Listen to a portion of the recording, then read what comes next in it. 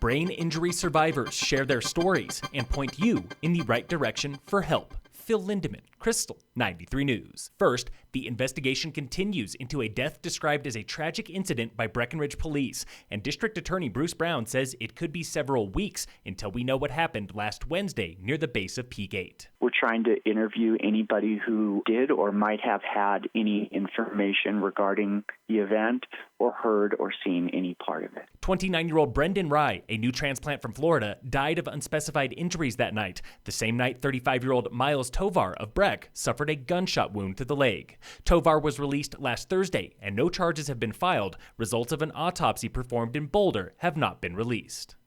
The global population is expected to reach 9.7 billion people in 2050, adding 2 billion people between now and then. The rapid population growth that we're seeing is in places like sub-Saharan Africa, parts of the Middle East, parts of Latin America. That was Hannah Evans with national nonprofit Population Connection.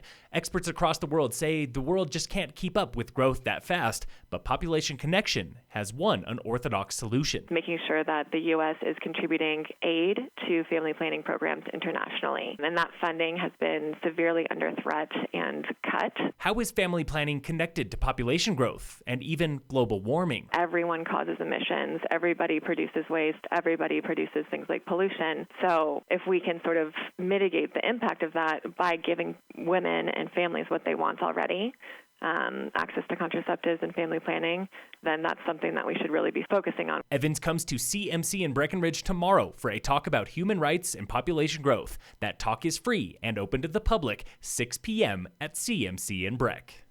The Supreme Court this week is hearing testimony about DACA, the Deferred Action for Childhood Arrivals policy, which lets undocumented immigrants who came to the U.S. as children remain here for now. I feel like it's something I have to keep to myself because I'm afraid of the judgment that I've gotten before. That was Jessica Fernandez, a local DACA recipient. She's a Summit High senior and part of Mountain Dreamers, a group of passionate locals fighting for their right to remain in their adopted home. It's a scary time for us, but we want to be known, and we're strong, and we're going to come together and overcome. The Supreme Court rules on 2 items. First, if it has the authority to hear the case, and second, if the program was lawfully cut. The White House ended DACA for new arrivals this fall.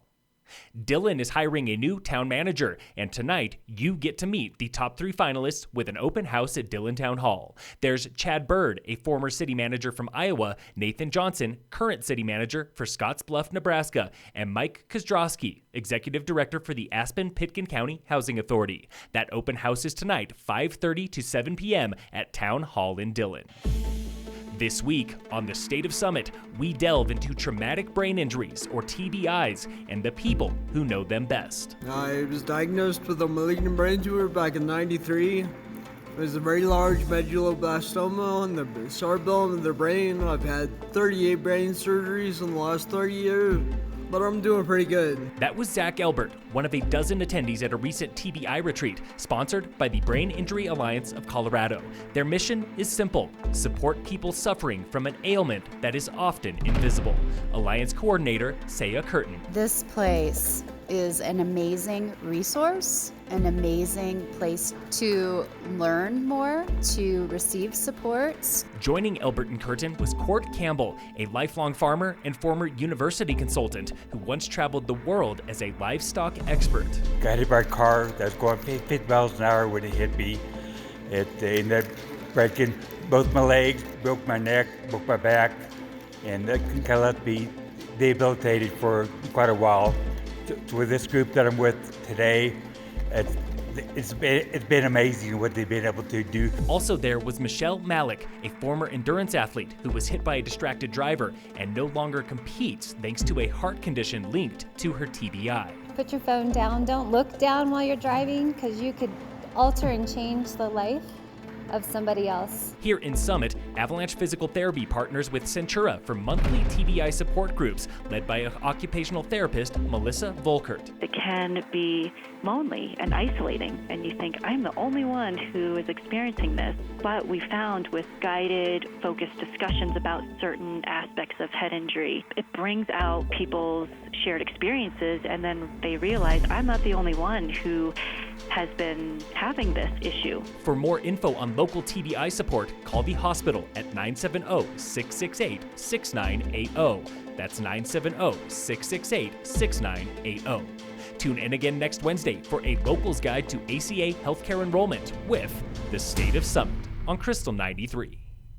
In sports, all Colorado teams are off today, and in local sports, brought to you by American Family Insurance, the Weiss Agency, Race 2 of the A-Basin Rise and Shine Rando Series is Tuesday, November 26th. Sign up at arapahoebasin.com.